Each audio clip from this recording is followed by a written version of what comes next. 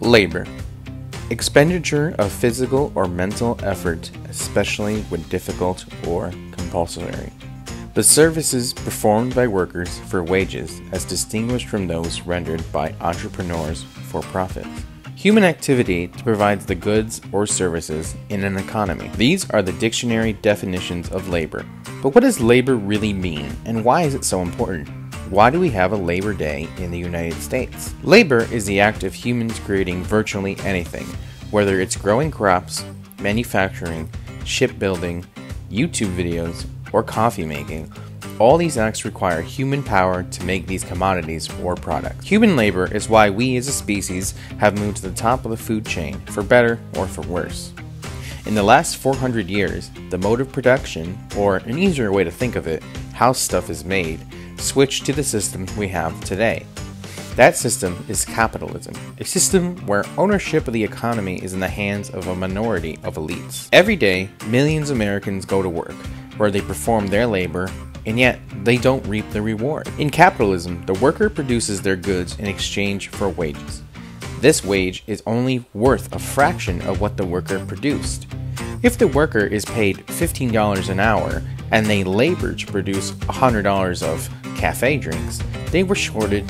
The company prices their goods to already make up for the value lost in supplies and wages. So the company is generating its wealth not from the products, but from how much they save from not paying well enough.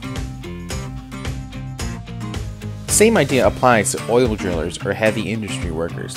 Not only are they risking life and limb, but even at an advanced wage, every barrel of oil extracted equals millions of dollars to CEOs and board members. These workers get but crumbs in comparison. Bottom line, without the workers and their labor, there is no production and there is no wealth. Throughout history, humans have stood up for their rights and for a fair day's pay.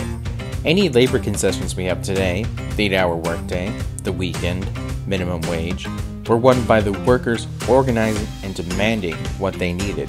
It is a myth that any one man or New Deal was solely responsible for the gains of the working class. Although there already is May Day, International Workers' Day, Labor Day recognizes the efforts of labor organizers in the United States, demanding an 8-hour workday. Men and women died for this in bloody struggles with the police. Although many could argue that this holiday is a vestige of crumbs the bourgeois gift to the working class, we as socialists must recognize the validity in this concession and continue to use it to advocate and push others, working class members, into a true fighting force. So for this Labor Day, what can you do? Consider your role in your workplace. You are likely a wage worker toiling for the big man CEO. If it is safe to do so, start a union. If there already is a union, join as soon as possible. 2. Join a local organization. Not only do we need democracy in the workplace, but we need action in the community.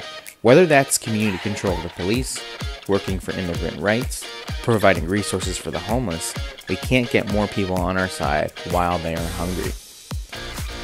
3. Get educated. Anyone who tells you to start with Marxist Capital is full of it. There are much easier books to start with. I'll leave my recommendation in the description. In solidarity, happy Labor Day, the Kollectiv.